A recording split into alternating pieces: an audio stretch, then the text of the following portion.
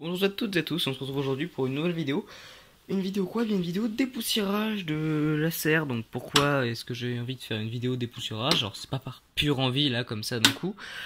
C'est parce que ça fait à peu près 6-7 mois qu'il n'a pas été nettoyé. Peut-être 6, peut-être plus 6 que 7. Donc bon, moi je nettoie mon PC à peu près tous les 6-7 mois. Donc il est temps de le nettoyer pour la première fois. Donc on va le nettoyer ensemble, écoutez, donc je vais chercher le matériel, puis je reviens tout de suite. Voilà, donc pour commencer, donc je vais enlever la carte graphique. Ah oui, non, c'est vrai que ça sert, c'est... Tac, il y a une vis là. Non, parce qu'en fait sur certains boîtiers à serre, il y a juste ça à enlever, mais là il y a ça plus une vis, comme c'est une carte graphique gaming, elle est plus lourde que les cartes graphiques normales. Donc ils mettent une petite vis, voilà. Je vais faire pousser un peu comme ça.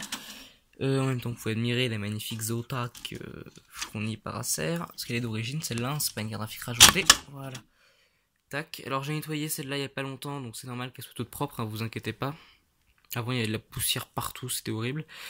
Bien pire que le CPU, vous allez voir. Donc là on peut voir qu'il y a un peu de poussière là. Bon, rien de bien méchant apparemment.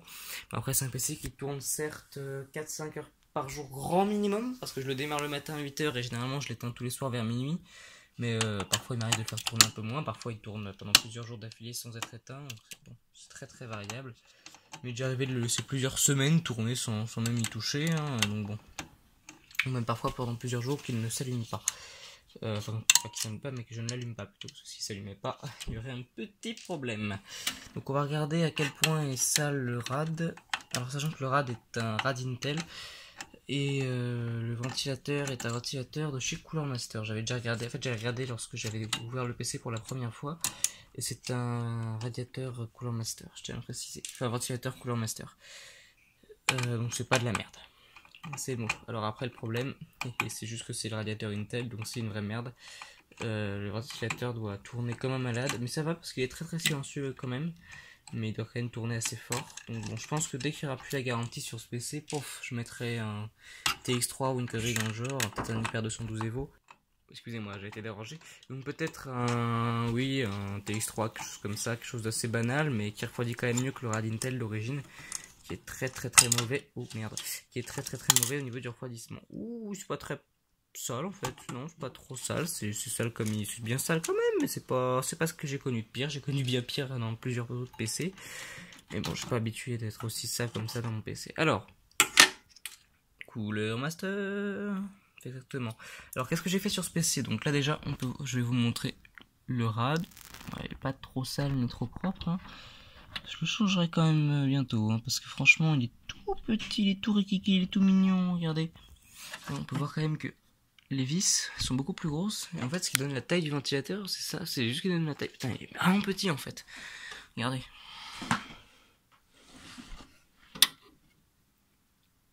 Regardez par rapport à la taille du câble qui est là. Et le câble qui est pourtant pas très gros par rapport à mon... Voilà, c'est un nombre de pouces le truc.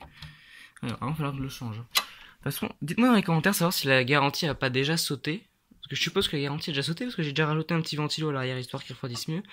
Si la garantie a sauté, pof, ça, il dégage. Il va dégager. Ça va dégager pour être changé. Puis l'allume, je la laisse parce que c'est une très bonne allume. Mais ouais, si la garantie a déjà sauté, pof, lui il dégage, lui il reste. Mais attends, je vais peut-être le changer pour un plus silencieux quand même. Lui il dégage et lui il dégage. Et ça dégage. Je vais en mettre 16 Go ou 12, je sais pas, je verrai bien. Ou peut-être 20. 20 Go. Un peu extrême quand même. Et je vais changer de disque dur. Enfin, je vais pas changer, mais je vais mettre un deuxième disque dur histoire d'être quand même mieux parce que bon. En fait, il y a deux emplacements de disque dur. Voilà. D'ailleurs, il s'attache bizarrement sur leur disque dur chez Acer. Faudrait peut-être que je vois pour rajouter un rail ou je sais pas trop quoi, mais je vais voir comment ça s'attache exactement. Écoutez, donc on va commencer. Donc pour commencer un dépoussiérage, donc on enlève donc bien évidemment le ventilateur. Alors ça peut être fait de plusieurs manières suivant les marques. Attendez, juste régler mon aspirateur pour qu'il vous casse pas trop les oreilles et qu'il aspire quand même proprement. Donc vous prenez un aspirateur. Moi je le fais à l'aspi, mais je le fais aussi à la bombe à air sec, mais là j'ai pas de bombe à air sec, donc je le fais à l'aspirateur. Donc vous l'allumez. Vous passez voilà, juste sur le ventilateur, sans appuyer, voilà.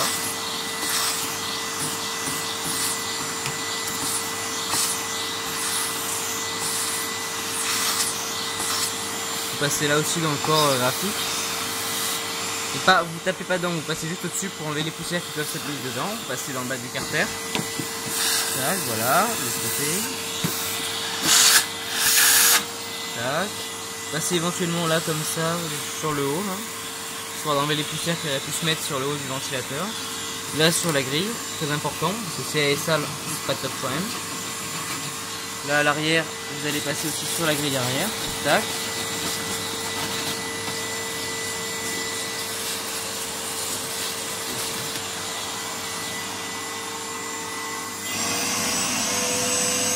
Donc ensuite, vous allez juste passer un petit coup là comme ça au-dessus, mais de faire en sorte que le ventilateur ne bouge pas.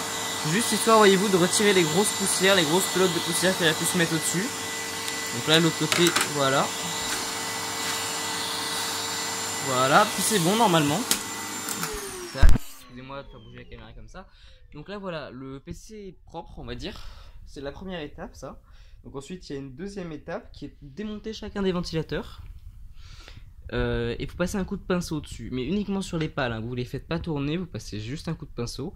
Vous voyez, pour retirer cette petite poussière là, qui ressemble à du béton. Et pourquoi faut-il la retirer? Bien simplement parce que cette poussière là, je vais vous dire ce qu'elle cause, tout simplement. Elle déséquilibre les pales, ce qui peut faire un brrrr lorsque le ventilateur tourne. Alors la carte graphique elle est propre, comme vous pouvez le voir.